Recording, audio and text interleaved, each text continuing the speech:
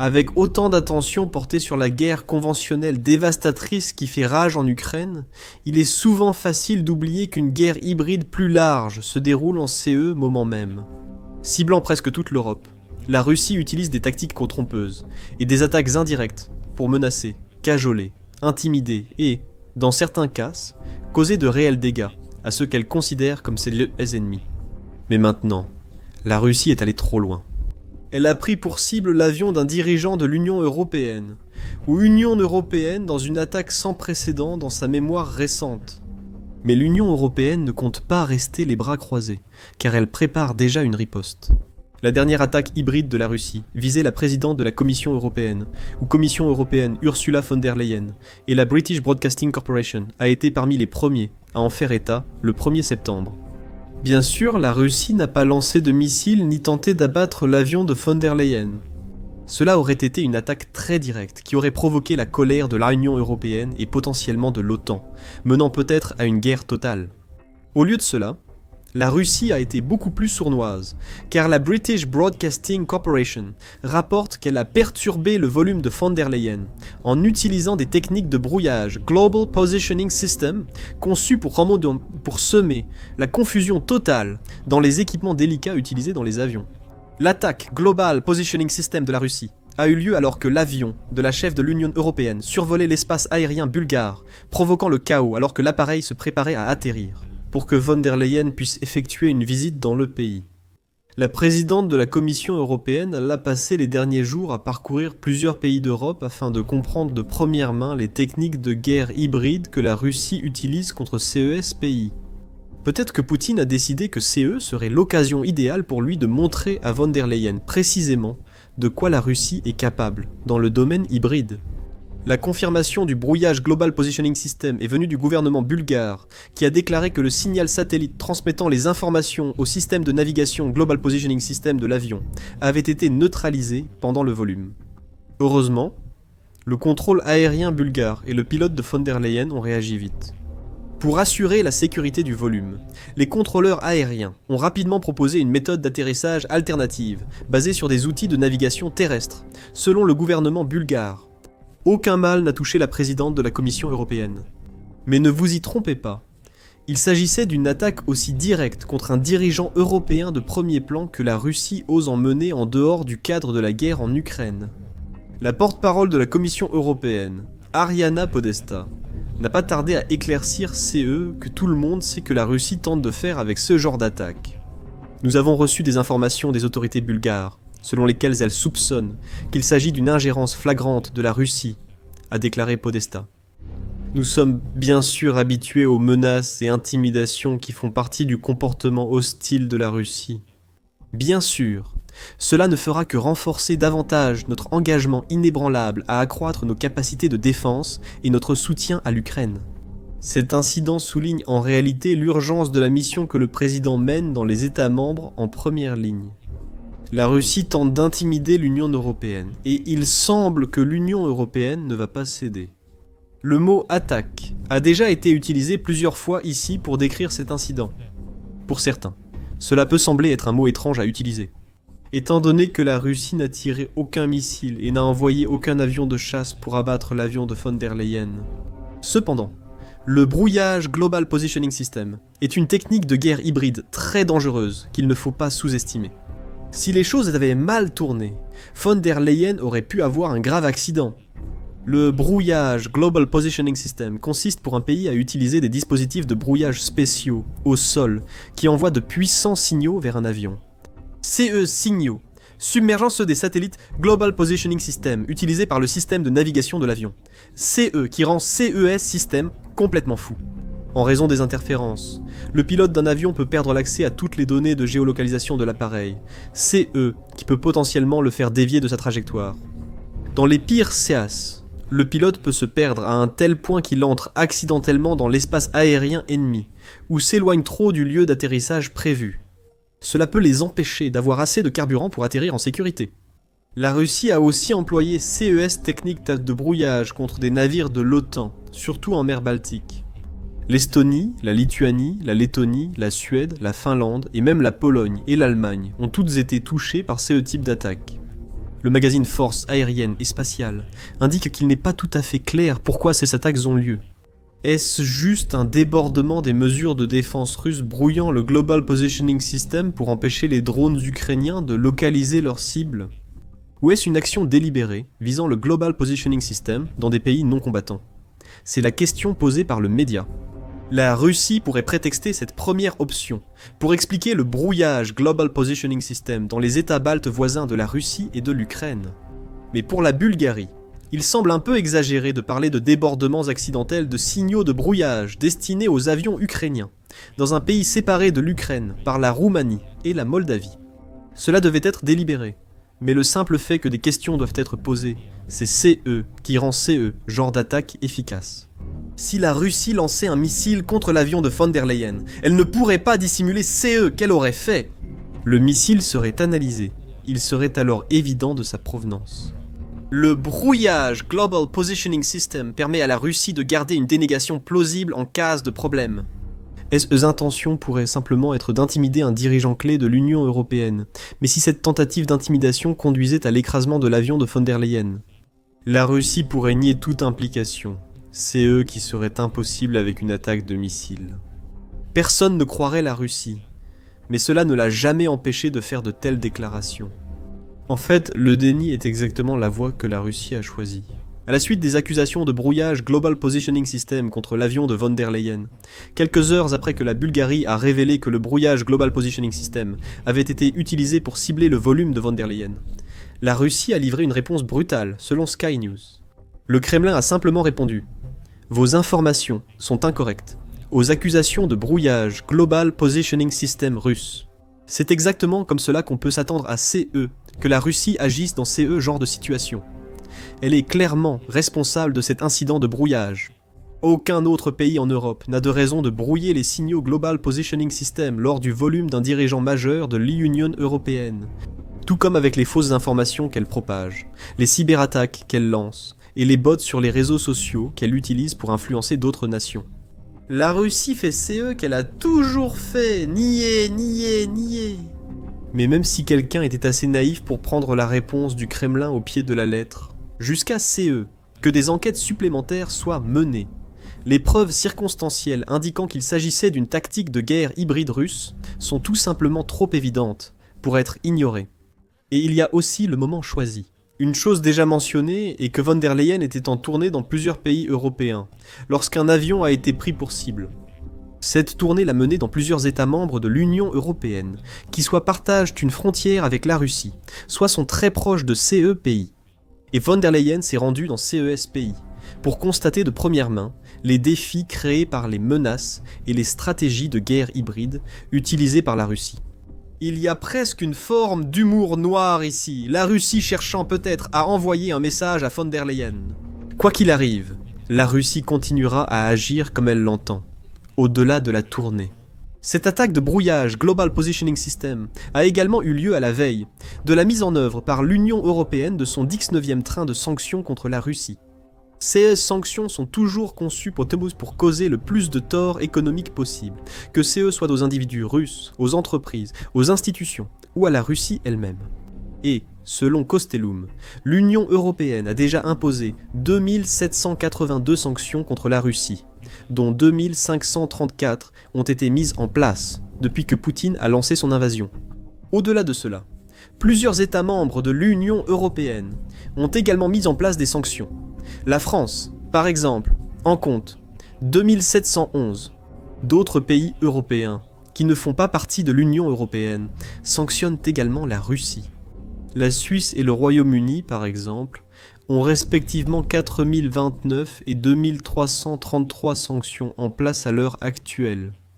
L'annonce d'une 19e série de sanctions pourrait avoir poussé Poutine à agir. Selon Politico, CES nouvelles sanctions seront mises en œuvre début septembre, et c'est von der Leyen elle-même qui les a annoncées. Aux côtés du président ukrainien Volodymyr Zelensky à la mi-août, elle a déclaré « Tant que le bain de sang en Ukraine se poursuivra, l'Europe maintiendra la pression diplomatique et surtout économique sur la Russie. Nous avons déjà adopté 18 séries de sanctions, et préparons la 19e.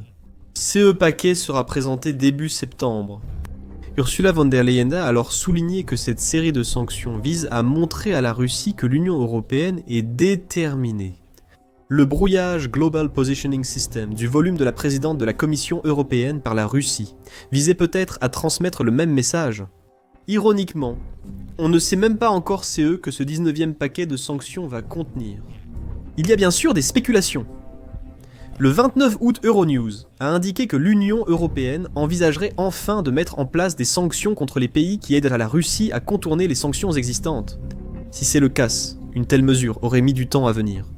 Les 27 ministres des Affaires étrangères de l'Union européenne se sont réunis à Copenhague le 30 août pour débattre du prochain paquet de sanctions. Encore une fois, aucun détail n'a filtré, et il est probable qu'aucune information ne sera révélée avant l'annonce officielle des sanctions. Cependant, Euronews indique qu'un document intéressant a été publié par la présidence danoise du Conseil de l'Union européenne, suggérant que l'idée de s'attaquer à ceux qui aident la Russie aurait été un sujet de discussion lors de la réunion. Selon Euronews, la suggestion la plus notable du document est l'activation de l'outil anti-contournement que le bloc a introduit il y a 2 ans, pour punir les pays qui aident la Russie à se procurer des biens et matériaux critiques interdits par l'Occident. Le document se termine par une question simple. Sommes-nous prêts à utiliser cet outil? Peut-être que l'Union européenne est prête, et Vladimir Poutine le sait. La Russie aurait pu utiliser le brouillage Global Positioning System pour intimider la présidente de la Commission européenne, espérant qu'elle reconsidère les sanctions que Vladimir Poutine juge très nuisibles. Nous avons visé votre avion sans causer de dommages. Aujourd'hui, la Russie pourrait dire demain, qui sait? Il est aussi difficile d'ignorer que CE, qui est arrivé à von der Leyen, semble être le dernier d'une série d'incidents similaires visant l'Union européenne ou d'autres pays européens. Attendez, une série? Essayez des dizaines de milliers. Selon la British Broadcasting Corporation, les compagnies aériennes autour de la côte Baltique ont signalé CE nombre d'incidents de brouillage Global Positioning System depuis l'invasion de l'Ukraine par la Russie. L'un des plus notables a eu lieu en mars 2024, selon le média, lorsqu'un avion de la Royal Air Force, transportant l'ancien secrétaire à la défense britannique Grant Shapps, a été la cible d'une attaque de falsification Global Positioning System.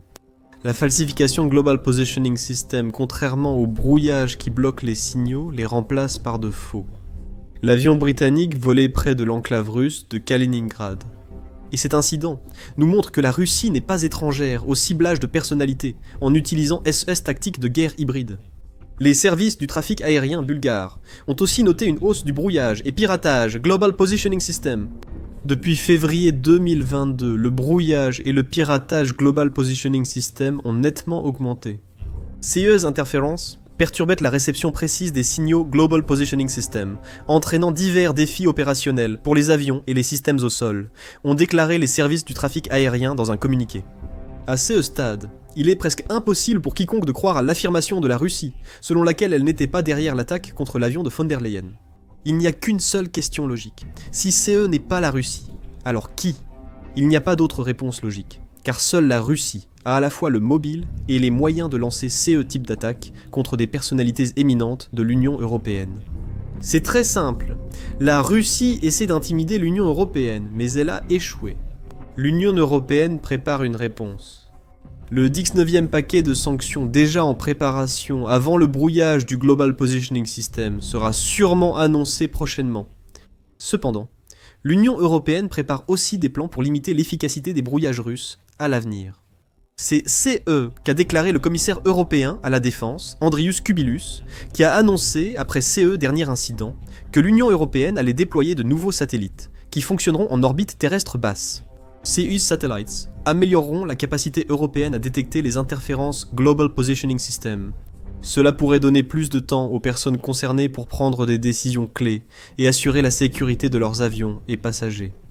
Au-delà de ces satellites, l'Union européenne fait aussi autre chose. Elle élabore des plans précis pour envoyer des troupes en Ukraine.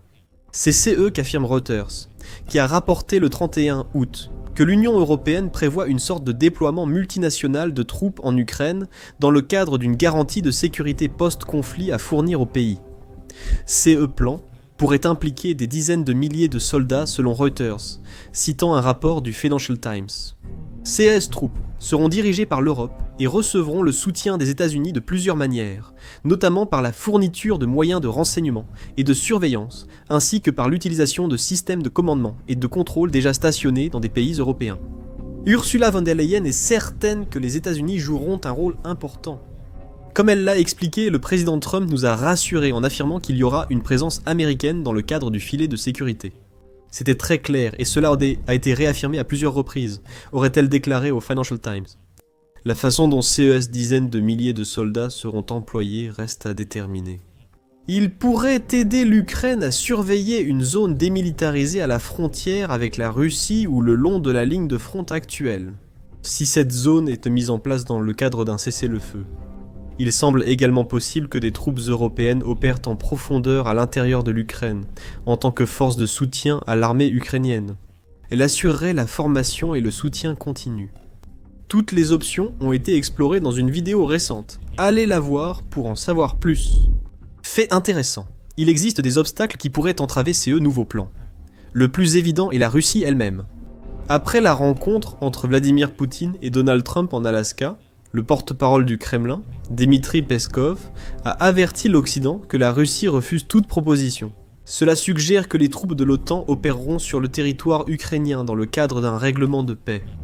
En fait, au tout début, c'était l'avancée de l'infrastructure militaire de l'OTAN et l'infiltration de cette infrastructure militaire en Ukraine. Cela pourrait probablement être cité parmi les causes profondes de la situation conflictuelle qui s'est produite, a affirmé Peskov. Donc nous avons une attitude négative envers ces discussions. Bien sûr, la majorité des membres de l'Union européenne font également partie de l'OTAN. Tout refus des troupes de l'OTAN en Ukraine équivaut, pour la plupart, à un refus des troupes européennes. C'est eux qui est bien plus surprenant. C'est l'opposition venant de l'intérieur de l'Union européenne. Selon un rapport de Politico du 1er septembre, le ministre allemand de la Défense, Boris Pistorius, a publiquement critiqué von der Leyen pour avoir évoqué des plans d'envoi de troupes de l'Union européenne en Ukraine. Pistorius affirme qu'il est fondamentalement erroné que de telles discussions aient lieu en CE moment. S'adressant à la presse, dans la ville allemande de Troisdorf, il a déclaré « L'Union européenne n'a aucune responsabilité ni compétence en matière de déploiement de troupes, pour qui que CE soit, ou pourquoi que CE soit. Je m'abstiendrai de confirmer ou de commenter de telles considérations de quelque manière que CE soit. » Évaluer les possibilités est acceptable, tant que cela se fait à huis clos, jusqu'à CE, que tous les membres soient d'accord. Les discussions doivent avoir lieu, mais affirmer qu'il existe déjà un plan précis est totalement faux, déclare Pistorius. Cette réponse est préoccupante. Elle suggère qu'il n'y a pas encore de véritable plan. Von der Leyen a sans doute réagi trop vite en tentant de retourner les intimidations russes contre la Russie dans SES propos. Ou peut-être que Pistorius dépasse les bornes en contestant aussi publiquement les propos de la présidente de la Commission européenne. Dans tous les cas, Poutine se frottera les mains de joie. Après tout, quels sont les objectifs d'une campagne de guerre hybride ? Semer la discorde, créer la confusion, monter les alliés les uns contre les autres, en les forçant à se disputer sur CE qu'ils doivent faire pour affronter une menace nébuleuse. C'est très différent de la guerre traditionnelle que l'Ukraine a dû affronter. En ce sens, on pourrait dire que la Russie a déjà précisément atteint CE qu'elle voulait accomplir avec le brouillage Global Positioning System de l'avion de von der Leyen.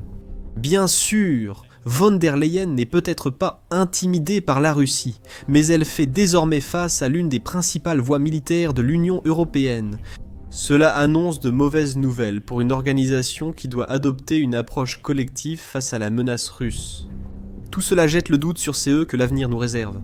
Ursula von der Leyen assure qu'un plan existe, alors que Boris Pistorius juge irresponsable de le déclarer publiquement. Pendant ce temps, la campagne de guerre hybride de la Russie contre l'Europe va s'intensifier. C'est CE qu'affirme l'Atlantic Council. Peu avant l'attaque de brouillage Global Positioning System contre l'avion d'Ursula von der Leyen, l'Atlantic Council publiait un article soulignant la gravité croissante de la guerre hybride. L'auteur de l'article, Maxime Beznosiuk, écrit que la Russie a passé plus d'une décennie à perfectionner son manuel de guerre hybride. De nombreuses tactiques actuelles ont été créées ou améliorées lors de la première campagne d'agression de la Russie contre l'Ukraine. Dans ces domaines, l'Union européenne est loin derrière la Russie. La Russie privilégie la guerre hybride, car cela permet au Kremlin de déstabiliser l'Europe et de saper le soutien à l'Ukraine sans franchir le seuil qui provoquerait une réponse militaire. Le manque de coordination entre les pays ciblés a aussi freiné la réaction européenne face aux tactiques de guerre hybride de Poutine.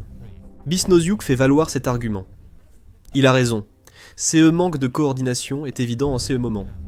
L'Union européenne doit comprendre que la guerre hybride menée par la Russie vise la conscience même de l'Europe.